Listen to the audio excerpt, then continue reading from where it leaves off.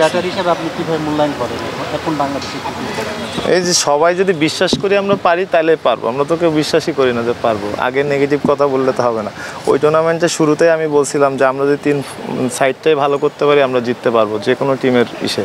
হ্যাঁ, আমরা ওইখানে ভালো করছি, কিন্তু এটা আমরা কত বেশি কন্টিনিউ করতে পারবো এইটা হচ্ছে আমাদের ইমপ্রুভের জায়গা। যেমন এই বিপিএলে দেখেন অনেক রান হচ্ছে, বলাররাও ভালো করতেছে। এইটা যদি আমরা ডে বাই ডে কন্টিনিউ করতে পারি তাহলে আমরা T20তেও এইটা ইমপ্রুভ করতে পারবো, কারণ আমরা জানবো যে 200 রান কীভাবে করতে হয় রেগুলার।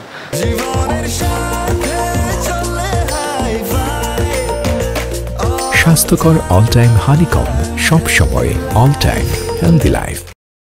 10টা উইকেট কীভাবে নিতে হয়, এইটা যত আমাদের আয়ত্তের ভিতরে থাকবে তখন আমরা ওইখানে গেলে প্রেশারও পড়বো না, আর প্রেশারটা ইজিলি আমরা হ্যান্ডেল করতে পারবো। সমুদা মাঝার ভাই একটা কোয়েশ্চেন যেটা করলো যে ক্রিজে বেশি আমরা একটা প্রসেস আমরা দেখতে পাচ্ছি যে আমাদের এখন প্যাটার্নে একটা প্রসেস ফলো করছেন। তো আপনি আসলে জিনিসটাকে একটু আমাদের যদি এক্সপ্লেইন করতেন যে আপনি আসলে এখন রান করার ক্ষেত্রে আপনি কম রান করেন আর বেশি করেন, আমরা ওইটা সবাই দেখতে পাচ্ছি যে প্রসেসে আপনি আসতেছেন যে ওইটা তো ভাই আমার খেলার প্ল্যান, ওইটা আপনার শুনে তো কোনো লাভ হবে না।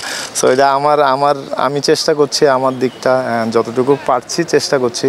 আর ইমপ্রুভনেসের তো অভাব মানে নাই। সো আরও অনেক ইমপ্রুভ করার আছে, যে বাই ডে আরও ইমপ্রুভ করতেও হবে।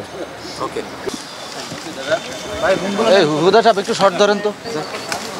ভাই আপনারা কই?